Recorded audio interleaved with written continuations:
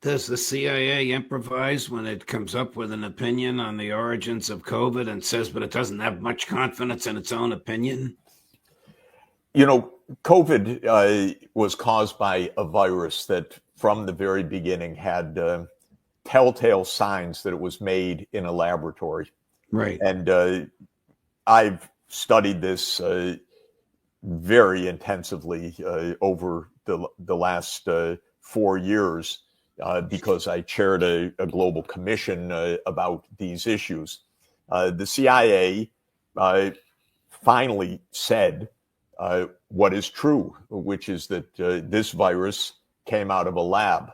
What they didn't tell you, and what's quite important, is that it almost surely was made in a U.S. laboratory. Oh boy! Not in a Chinese laboratory. It may have been tested in a Chinese laboratory, but it was made in a U.S. laboratory, probably in the University of North Carolina, by the way, just to mention.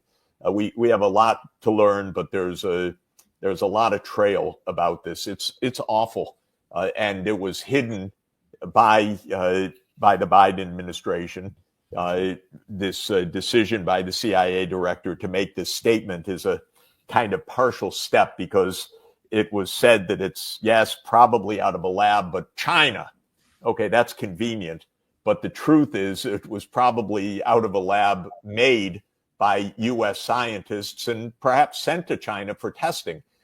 One very good theory is that the Wuhan facility has a colony of a specific kind of bat population that the U.S. scientists wanted to use for testing this new virus, because they wanted to see whether these bats in China would be susceptible to this newly concocted virus.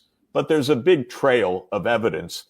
In the end, it's not going to be the CIA, it's going to be the FBI if they ever get on this to crack this case, because this is an inside U.S. job, and it wouldn't be so hard to find out. Probably they know. University of North Carolina, by the way, has been sued for 2020 and 2019, especially emails. They're holding off releasing 2019 emails. The University of North Carolina, are you kidding? They should be the first to say, in the public interest, we release everything so that we can understand what happened.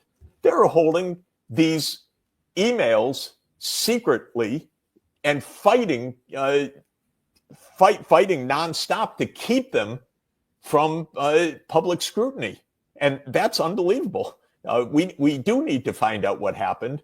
There's good reason to believe that Tony Fauci funded extraordinarily reckless, dangerous research that went awry.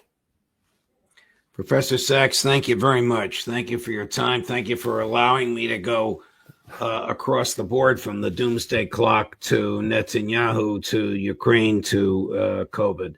Very much appreciated, my dear friend. I hope you'll join us again next week. Of course I will. See you next week. Thank you. And coming up later today at 2 o'clock, Colonel Douglas McGregor. At 3 o'clock, Phil Giraldi, Judge Napolitano for Judging Freedom.